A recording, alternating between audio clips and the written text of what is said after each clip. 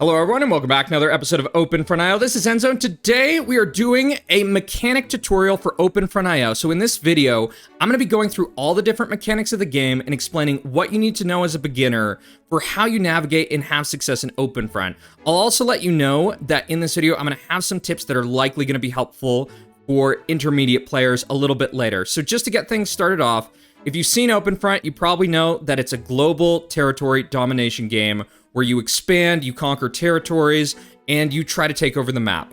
But to take over the map, there's a lot of different things you need to know. So just getting us started, we got to talk about the most important thing, which is our control panel on the bottom left. So if you look at the control panel, you'll see a bunch of different numbers next to population. We've got our current population, our population cap, and our growth rate. In this growth rate, in this population cap, is probably one of the most key things in the game. So in OpenFrontIO, how you gain population, it's based on a bell curve. I'll actually even put up an image on the screen right now. Just pause the video if you want to take note. Effectively, when you get to around 41% of the bell curve, what happens is you have your peak growth. And what you're trying to do in OpenFront is try to keep that at that ideal point, especially at the start. There's a lot of things to keep in mind with it, but that's kind of what you're doing. So we know that this is kind of our growth rate, this number right here. And I can also tell you if it's a helpful indicator for you, when it's green, it means your population growth is increasing. And when it starts to go yellow, it means it's going down. And that's pretty much relative to the troops we have over our overall cap. So with this said, let's keep on going. The next thing we got is gold. Pretty straightforward. You get gold for taking nations. You're getting gold every so often as you start the game. And as we can see here, we got this troops to worker ratio right below this. So this is another kind of key thing that I think a lot of beginners don't totally understand. So you can see this blue bar right here. That is my troop count. And what can happen is if you lower this bar, you can see right here that my gold goes up and my troops go down. You can see that shrinking right there on the main screen. In this bar right here, a lot of people in my videos, they tend to comment and say like, hey Enzo, if you're hiding on Iceland, for example, you should just have this go down all the way to the base just to get more gold. And that's a good idea, but in practice, it doesn't really work because the game is really troop centric. So just in general, you're gonna wanna keep this at this point.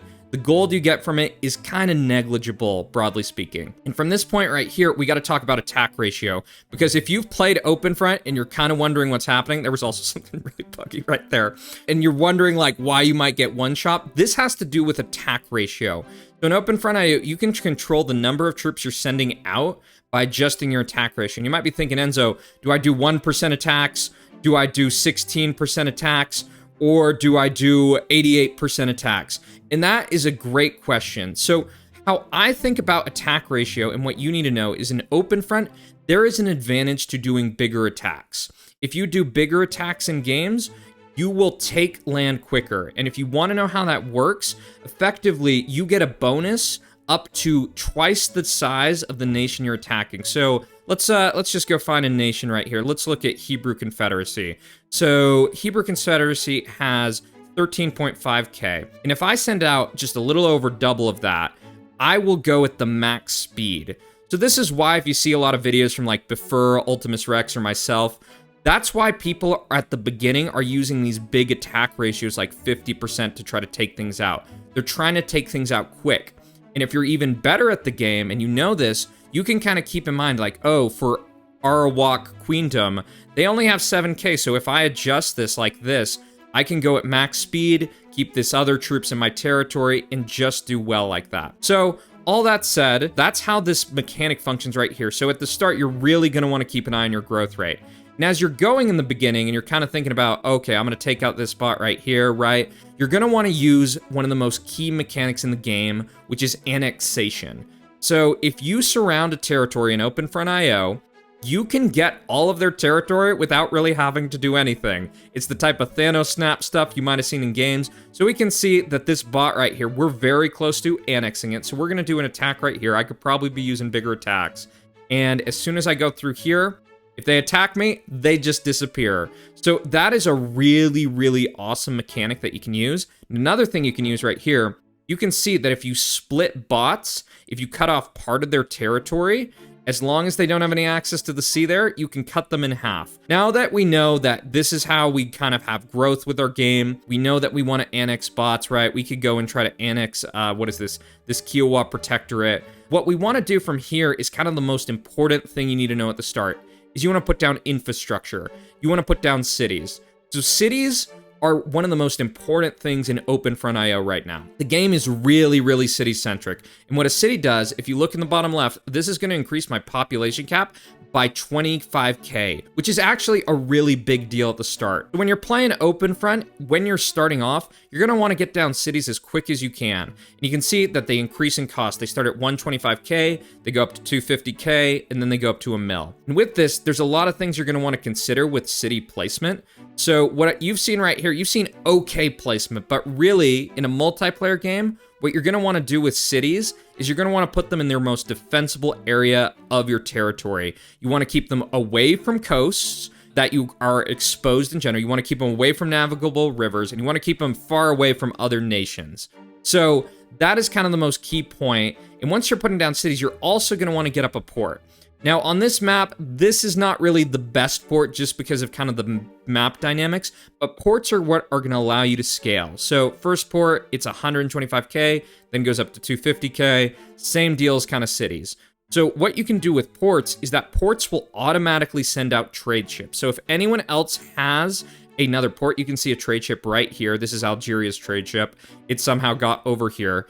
That you can get trade, and whenever this arrives at another nation, you'll get gold and they'll get gold. And this is really how you scale in games. So what I would say is when you're starting off as a beginner, you want to try to get up your cities as quickly as you can, but you also do want to get up trade ships too, and ports, because that is just going to allow you to start getting ahead in games. So we now know that we have trade ships, ports. Let me just show you the split dynamic right here. You can see I'm going to do a small push on Mosi Council right here, and we're going to annex that part of their territory because it's a split. So we now know at the start of games, we want to try to keep our population growth at an ideal format. We're going to send out attacks. We're going to try to annex people, and we're going to just slowly work our way across the map. We're going to get up some cities. We're going to get up some ports, and you might be thinking, okay, now what do I do? Now, let's stick with the ports thing. So one of the things you can do from a port is you can get out a warship. Now, what a warship will do is warships will capture enemy trade, and they'll shoot down transport ships. You can see that I can send out a transport ship just like that and boat over here. And generally speaking in games, I like to get out maybe one warship if I have like a better position. Like for example, on the Europe map, a lot of the trade goes right through this channel right here. So in the early game, if I can get out a warship and just try to steal a bit of this trade, you see some nuclear war going on there, it can be a good idea. But really, most games aren't won with warships. They're won by controlling the land and with cities. There's some exceptions, like trade can be really good long-term, but especially on smaller maps, cities are where it's at. So I would say be careful about the warships. That's not necessarily as important. So as we get out of the start of the game, you might be saying, oh no, I'm now encountering other players. In this game, we're just dealing with NPCs, and I should probably explain that too. So in every game, you can see there's all these like random names like Free Hebrew State, Egyptian Empire, and then you'll see certain areas where there's basically country names and they have flags. These are NPCs, and they're actually a lot stronger than these bots right here. I think the bots have like about half health, and when you're starting off, you do not want to click on an NPC. Do not attack an NPC until you're ready. You can see this is Russia. If you look in the top right at all the information, you can see their attitude's neutral. If I click on Russia, which I'll just do it just to show you, they now go to hostile. What will happen in most games is they will never leave you alone. They will bomb you, they will attack you. You do not want to attack them until you're ready. So don't attack them, go for bots first and then NPCs. But as we kind of have typical multiplayer games, you're going to start encountering these other players, these nations, and you're going to go over and like, you're going to be starting to think about, well, what do I do about my kind of relationships on this map? So if you go and click over here and on this information tab, you can see different things about the nation. You can also just see this just by hovering over them in the top right. And you have a few different options. For one, you can send them a message right here. This I'd say is a little clunky. I wouldn't probably use this as much. I only use this if I want to like launch a Merv or maybe say like GG at the end. But what really you're going to want to do at the start of these games is you're going to want to look around and see who are the strong nations around me and who am I potentially concerned about. So in this game, I'm going to say like Georgia looks a little bit stronger. So one thing I can do is I can go into an alliance right here, or I can do it right here. So let's offer Georgia an alliance, because let's just say we're kind of worried about them. They look strong. Maybe we don't want to fight them, right? So we can get an alliance right there, and that's going to allow us to, donations have been removed for most games, so we don't need to talk as much about donations. But we got an alliance with Georgia, and what you're going to want to do is think about, okay, what nations are pretty strong? Let's pretend Finland is strong, even though they're not strong. You're going to want to try to get some alliances, and how I think about it is basically looking at what players are strong, different type of match dynamics, and I also look at terrain. So one thing I'm going to do, I'm going to hit spacebar, and you can see on this map, you can see the different terrain around you. And how I think about alliances and where I want to push, you can see Poland going into Hungary right here. It often has to do about terrain. So let's look at an example here. So let's pretend I'm Poland. I have all of this vulnerable land right here. I could easily be invaded. I also have a bunch of cities right on this border. If I were Poland, I would try to ally the Netherlands, because the Netherlands, if they pushed right here, it could be really, really dangerous. That you could get a bunch of these cities and have a lot of good options. And I think that probably brings us to the next thing we got to talk about, which are defense posts. So defense posts are a really good option in OpenFrontIO. If you're curious about how they work, they basically protect a small area of your border. It's kind of like a circle right here. And what they do is they make other nations who attack you, they take 5 times casualties, and it goes at 1/5 the speed. Now, I think a lot of new beginner players in OpenFront, they get defense posts wrong. Basically, at the start of the game, they just start going around and they put defense posts everywhere, and it's really not needed. You don't need to do defense posts unless there's like certain conditions met. And I think this Poland and Netherlands example is actually a really key thing. So when I use defense posts, you see all the fucking madness happening here of all the fucking bombs going off. When I use defense posts, I do it when I have vulnerable borders. So for example, if I was Belgium here, who's taken over France, I would defense post right around here for a few reasons. One, I've got cities on the border and I don't want to lose them. And it's also mountains. How I typically do defense posts, I would never put them on Greenland unless the map is just Greenland. I try to put them on kind of key areas where I just think I don't want to have to deal with like someone who's pushing me. I have a vulnerable border. I just want to use them at kind of strategic times like that. So I would say be careful about defense posts. You don't need too many of them. But if you have vulnerable borders, if you have some mountains right here, they can be really effective for slowing down pushes. Like Belgium would be really, really well served from defense posts right here. So now that we know that there are different, basically friendships we can make, we're making friends with some good players right here. In your games, you're already going to have been attacking other players around you. You're going to have taken out the NPCs by this point. We'll pretend Russia is an NPC right here. We've taken them out. You're going to start progressing to other parts of the game.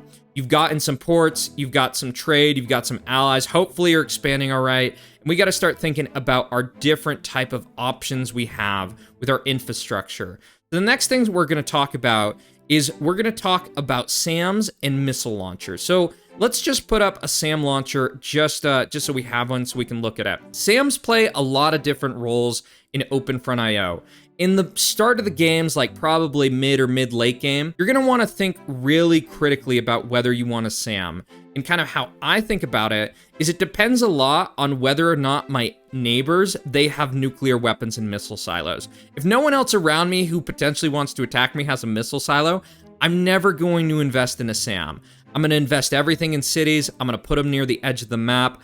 I'm just going to try to get this extra power, right? SAMs for me, what they are, is if I capture, let's just say there's an area that's really vulnerable, like Tunisia right here. If I was Tunisia, I would have a defense post here, and I might have a SAM around this part, because someone has been dumb and placed all their cities close together, which will allow for a 2-for-1 hit. So you want to be cautious about SAMs, but as you get into more of the mid and late game, you're going to want to start thinking about, okay, who potentially can attack me? Where do I need to protect my infrastructure that I've taken, right? So SAMs, how they work is that they have an 80% chance of shooting down a hydrogen bomb and a 100% chance of shooting down atom bombs. So just to show you how they work, let's piss off Ukraine. You can see I've clicked on them with a small attack, and hopefully they're going to be launching some bombs on me. They got 8 million gold, so let's say we want to take that. We've kind of looked around, we see that they're vulnerable, we're going to start pushing them, and hopefully they will launch an attack on us. So I think Ukraine hates some other people more than me, so we might not get to see that. Maybe we can get someone else to do that. In terms of how you want to place them, my strategy with SAMs is I like creating a SAM net. That at the start, if I am going to go for 2 SAMs, I'd say 1 SAM I think is totally worth it in vulnerable locations, but 2 is kind of overkill. But let's just pretend that we're getting to kind of like mid and late game. We got more gold, we've got lots of cities. Maybe there's someone else on the map who's doing really well. How I like to play SAMs is I like to stagger them.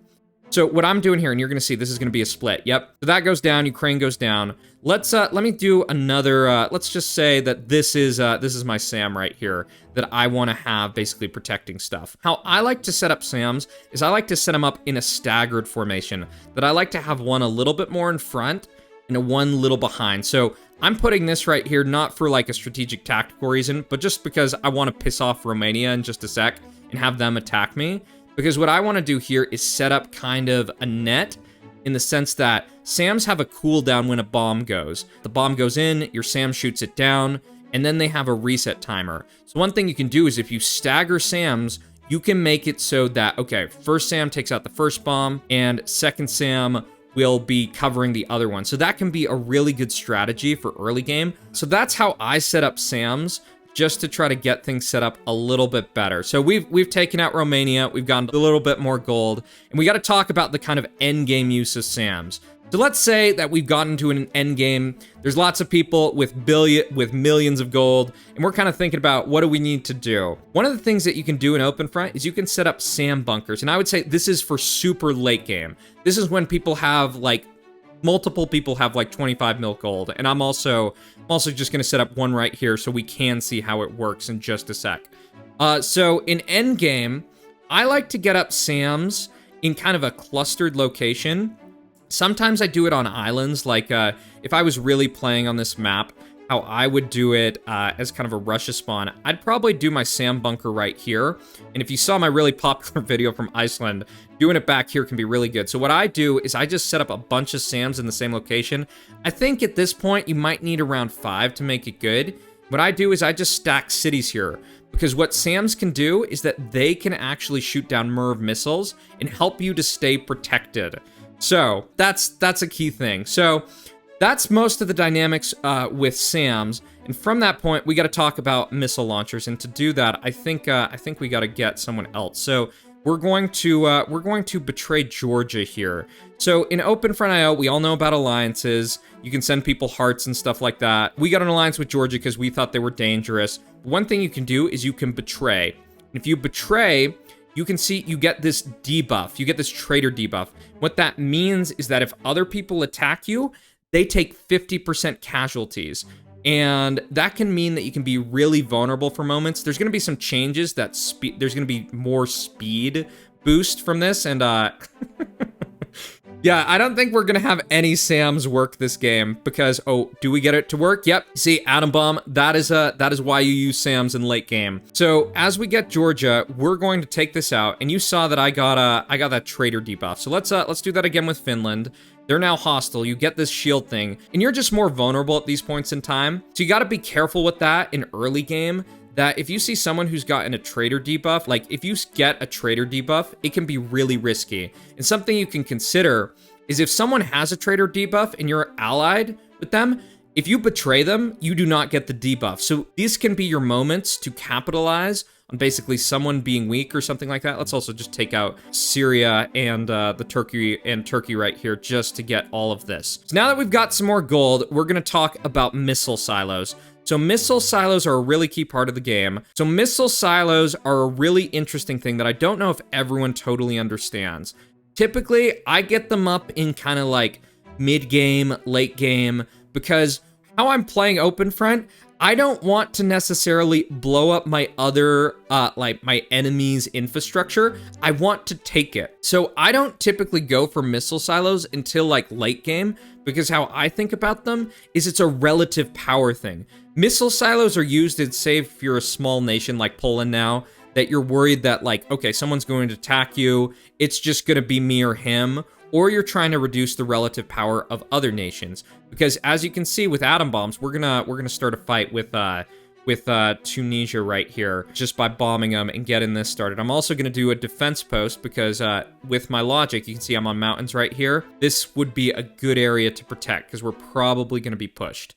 So I only think about using bombs like this in kind of these later parts of the game, and for some reason, Tunisia asked for an alliance. And atom bombs, generally, in terms of kind of what you're going to want to do with missile silos, you're going to want to use your missile silos with atom bombs in kind of maybe late mid-game, end-game, if you're being destroyed, to take out other people's infrastructure. You're going to want to go for 2-for-1 things right here. Atom bombs, they're generally these kind of more targeted things. You can sometimes go for snipes with like infrastructure. So I only want to use atom bombs if it's kind of like me or him. Maybe I'm trying to take down an evil crown.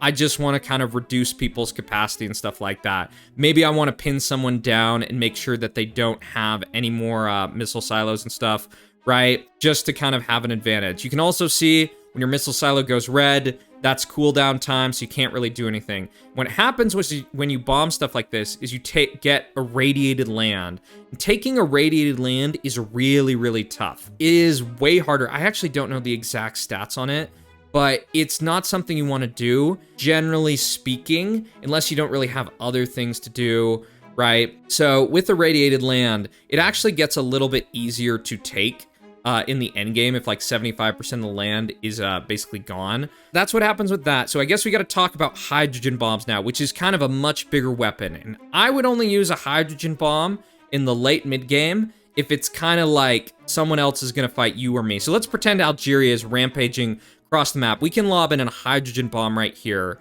and this will do a massive amount of damage. It will clip out a lot of their troops. It will damage attacks too, and we just want to knock them down. The things that I use hydrogen bombs for are doing damage like this, and to potentially go for SAM sites. Because one thing you should know is that while SAMs can shoot down hydrogen bombs, they are outranged by hydrogen bombs.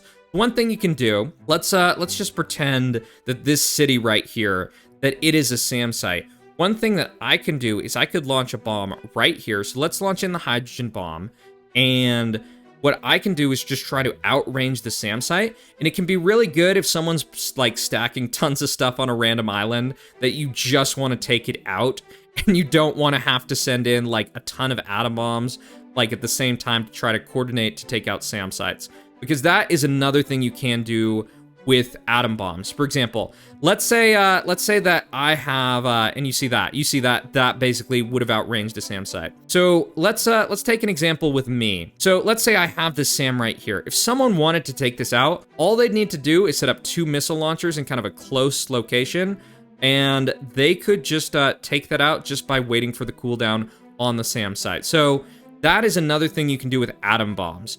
And given all this, I think we got to start going and talking about Merv.